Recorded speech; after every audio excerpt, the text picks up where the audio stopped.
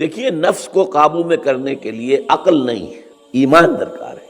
عقل والا تو ہو سکتا ہے کوئی شخص بڑا عاقل ہو، بڑا فلسفی ہو، اور پھر بھی وہ انتہائی گناہ گار ہو۔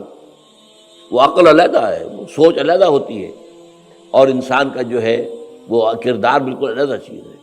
لیکن دل میں ایمان اگر ہوگا تو پھر وہ نفس کے اوپر آپ قابو پا سکیں۔ قرآن مجید کو اپنے دل میں اتاریے، زیادہ سے زیادہ گہرائی کے اندر لے کر جائیے، اور اس سے جو ہے یقین پیدا ہو، اور یقین کی بھی گہرائی ہو، تو پھر نفس کا جو ہے مقابلہ کیا جا سکتا ہے، نفس کا بھی، شیاطین کا بھی، اس لیے کہ شیطان بھی حملہ آور ہوتا ہے۔ انہ یراکم ہوا وقبیلہ من حیث لا ترونہم، وہ جو اقبال نے کہا ہے کہ کشتن ابلیس کار مشکل است، زاں کے او گم اندر اعماق دل است، خوش ترا باشد مسلمانش کنی، کشت شمشیر قرآنش کنی۔ اب یہ دو اشعار کے اندر اصل میں دو حدیثوں کو علامہ اقبال نے سمو دیا ہے، حیران کن بات ہے۔ حضور نے فرمایا ان الشیطان یجری من الانسان مجری الدم، شیطان تو انسان کے وجود میں ایسے سرایت کر جاتا ہے جیسے خون۔ اب ظاہر بات ہے کہ ایسی چیز کو کیسے ختم کریں گے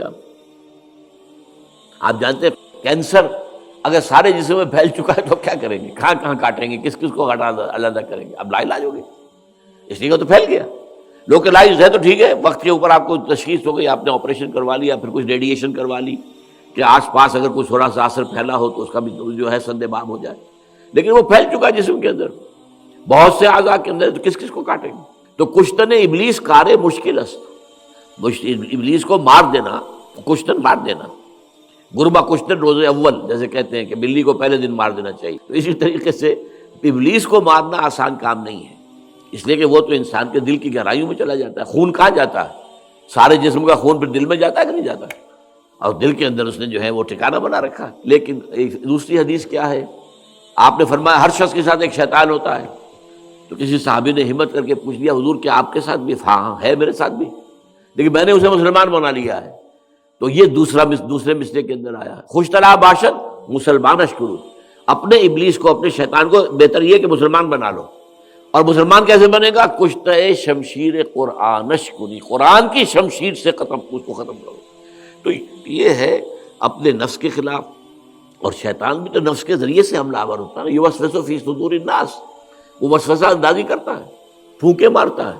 حدیث میں آتا ہے کہ وہ اپنی تھوتنی جو ہے انسان کے دل پر رکھ کر پھونکے مارتا ہے تاکہ اس کے اندر سے وہ گناہ کے اثرات پیدا ہوں اور گناہ کے جذبات پیدا ہوں۔